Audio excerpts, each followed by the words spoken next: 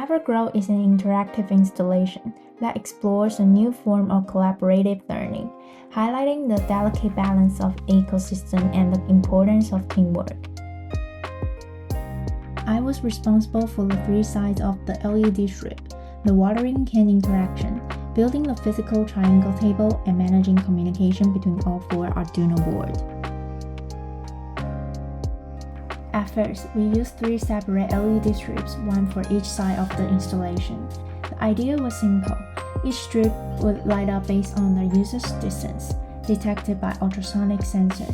The further the user was, the dimmer the lights, and as they move closer, the brightness will increase. But in practice, we encountered several challenges.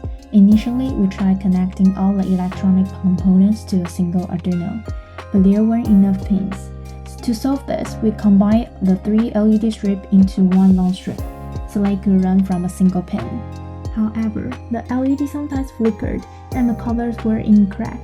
We tried rewiring, replacing LED strips, testing different code, but the problems remained. Eventually, we realized it was a power issue.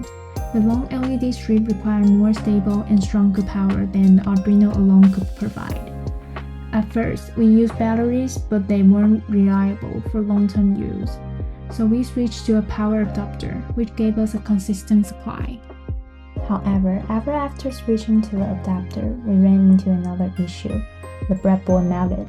We found that the wires we were using weren't thick enough to handle the current from the 5V 2.8 amps power source. To fix it, we split the power into three separate lines so the load could be shared safely across the circuit. Eventually, we got it working. This part took us over 2 weeks just to solve the power.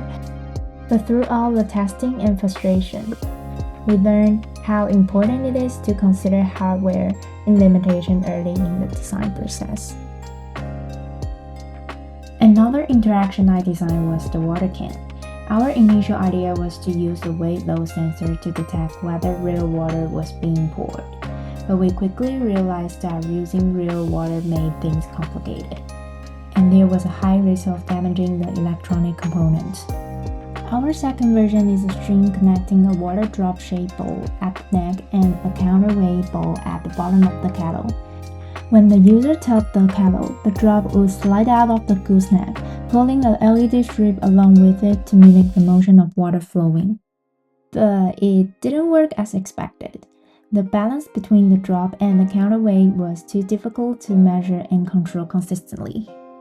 So we shifted our approach. We decided to mimic the pouring experience, inspired by liquid light. We designed and 3D printed a gooseneck kettle. Inside the body and neck of the kettle, we placed an LED strip to create the illusion of water flowing when the user tilted. An accelerometer was added to detect the tilting motion. This simplified version worked well. The LED strip flashed in sequence, creating a smooth animation that effectively mimicked the flow of water. The main goal of the installation was to grow 3 flowers, with the user giving it just the right amount of water, soil to create a balanced ecosystem. To support this, we added sound effects to make the feedback more engaging. For example, if someone poured too much water, the system would play too much water. It helped guide users to interact more thoughtfully.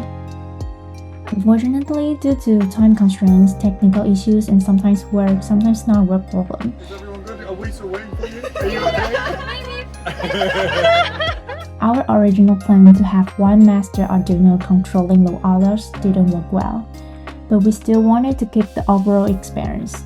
So we ended up controlling each flower with a separate computers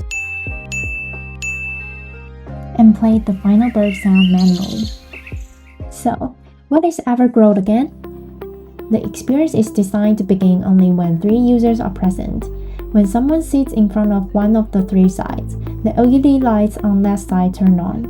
Once all 3 users are seated correctly, the system recognizes it and the sun rises, and other interaction elements are triggered to begin the experience.